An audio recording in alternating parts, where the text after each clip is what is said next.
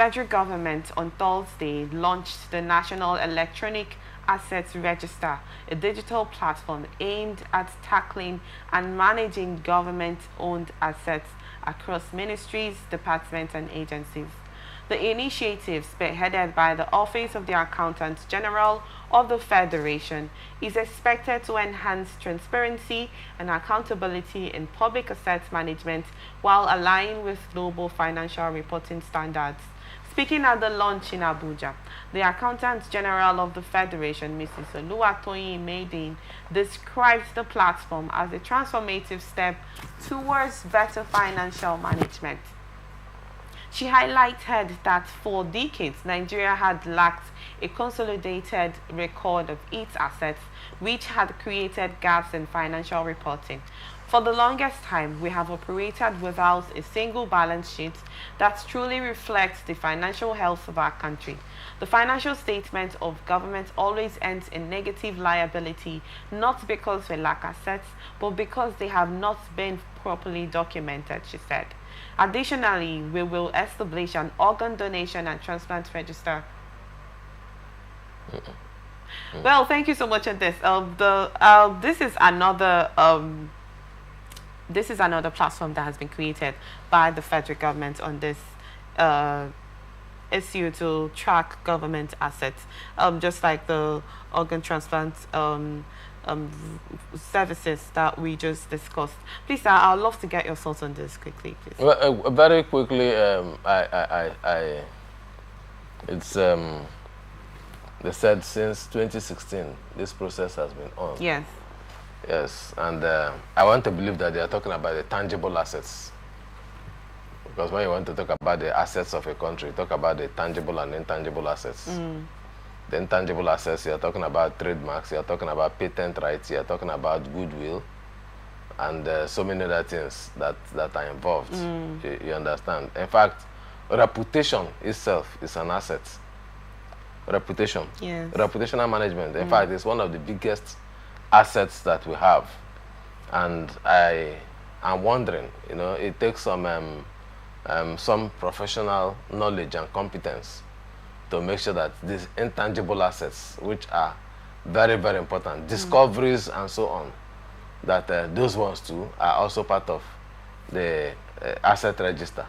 Because I know that there are research institutions in this country that are researching into one thing or the other and have come up with some discoveries. They need to be properly patented, documented, so that we know that they are part of our assets register. Now, why I emphasize that reputation is important?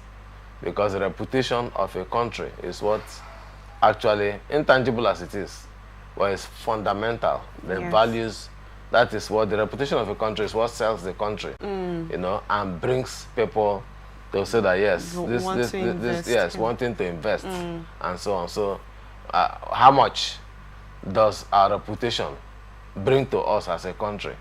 So all this, I think, should actually be looked at. So while we're talking about the tangible assets, we also have to look at the intangible assets, and looking at it from the point of view of 2016, you know, 2016 forward. Is it does not really, it means that we are going to lose many more.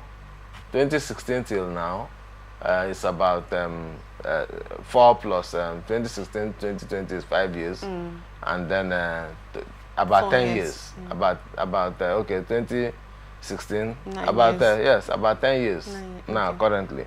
So what happens to the other assets? Though they said they have them, but not in digital platform. I think we need to make sure that we have everything in digital. Moreover, currently we have innovation and creative ministry. We expect that all these are discoveries by young people, you know, tech. That this government prioritizes tech. Yes, that all the discoveries thereof, that all of them are also brought into the assets register, so that we have more of the intangible assets. You find them within the private sector. So there has to be also a synergy between whoever is managing, whether it's a commission or whoever is going to manage it. You also need to reach out to the private sector so that we know fully, what assets that we have. Okay, thank you on this. Well, if I may ask, this you've also commented on this, that it's a welcome development, like the organ transplants initiative that's been created by the federal government. Well, the question would be, is this something that will be regulated? Is this something that will be monitored? Because we know how it is. You said it's not just about talking and not doing.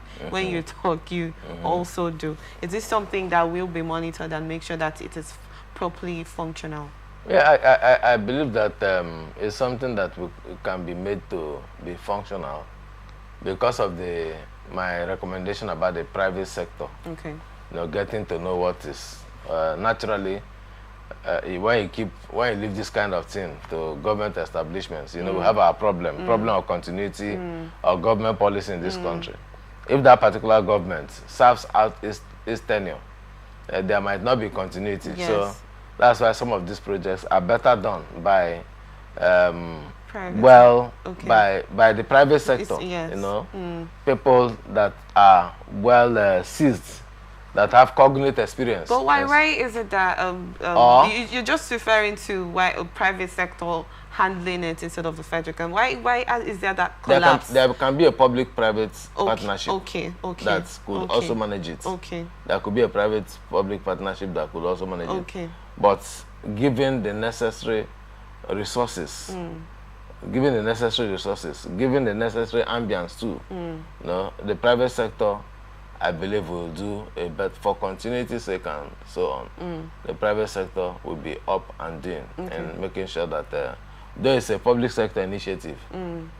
There's a public sector initiative, but at least as a legacy that the outgoing accountant general, is leaving us with.